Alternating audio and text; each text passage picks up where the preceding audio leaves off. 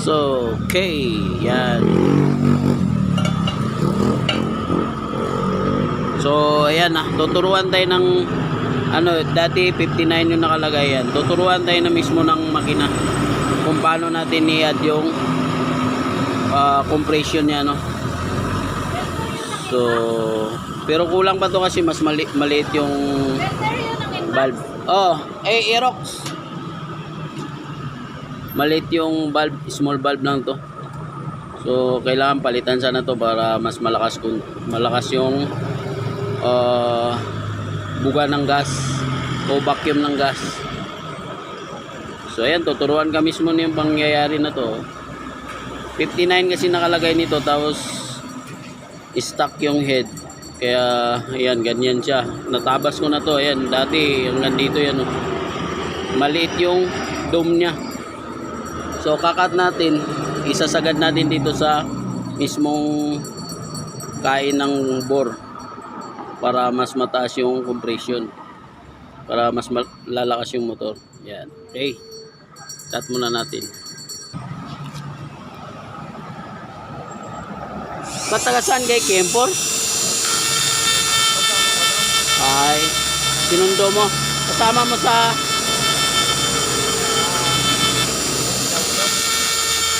klase. Ay, ngayon hindi kayo magkaklase. Ay, ano ba yung ano mo, TISDA o mismong school? Yung school mo.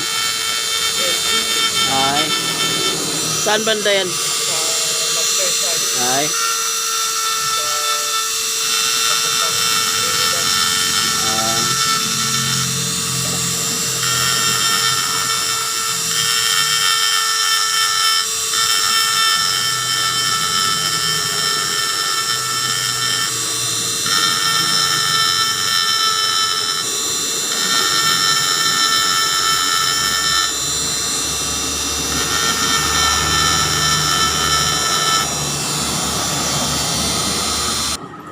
so right, yan na. So lumaki na yung dome. So pag gusto pa talagang lalakas to, mag-upgrade ka ng big valve. Big valve, tapos scams para mas mataas pa yung volume ng gas. Dahil low budget yung may-ari, kaya ito na lang natin i-stock. So at least may nabangan na natin siya, yung dome nya, para sa susunod na ilalagay. Kung mag-upgrade ng valve na big valve at saka cams na mataas ng lobe. Alright. Ay! Tatay pala to. Tatay pering pala to. Ayan, tatay. Tatay. So alright, cut muna natin. Alright mga parts, tapos na So ayan, lilinisin ko na lang to. Hindi ko sinagad kasi pag binalik ng stock, at least magagamit ba tong head. So ganyan lang siya. Tapos si grind valve ko to, lilinisin. So nilinis ko na yan. Grabe karumi yan nung minsan. Yung binaklas ko yan, sobrang dumi. So ngayon okay na siya. So bubugaan ko na lang ng gas yan. DC lang nilinis ko niyan. So kung kayo ang sobrang dumi DC lang gamit nyo kasi nagpenetrate pa rin yung niya. Yung langis. Ayan, nakadikit pa rin dyan. May halo kasi yung gas at saka yung langis. Kaya matatanggal talaga na yung mga nakadikit dyan. Babad nyo lang, babad. Yan sobrang dumi yan nung minsan. So yan, tapos na siya. So kung mag-upgrade ng yung mayari, cams at saka big valve. So yan, lang to, valve pocket na lang para magkasya yung big valve valve pocket tapos grind valve. Okay na. So ako ngayon, ang gagawin ko, papalitan ko to ng valve seal, lilinisin ko to. So yan, yun lang ginawa ko. Hindi ko sinagad kasi para magamit pa to pag nagpalit ng stock, pero hindi na papalit ng stock dahil dito sa Baguio pag stock yung gamit wala, hirap makyat yung motor, puro paahon. So kaya ganito ang ano niyan, lagi na lang siya na ganito. So ito na lang yung upgrade niya, valve tapos cams na medyo mataas yung lobe.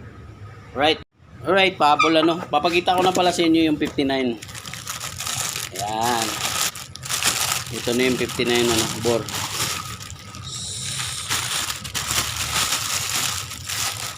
So, ayan yung piston niya. Papakita ko na sa inyo. Kompleto to siya, no? Piston kit. Ito yung piston niya. Napakalaki. Tatanggalin na natin. Okay.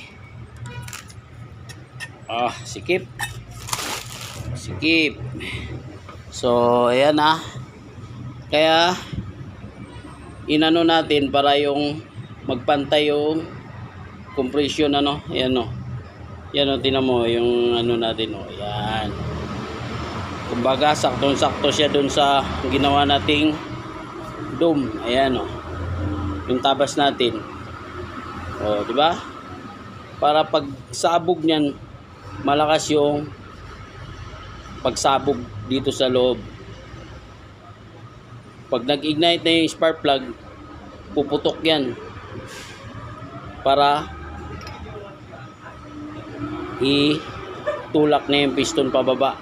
Tapos pagbalik, combustion, ilalabas niya yung usok dito sa exhaust. Alright?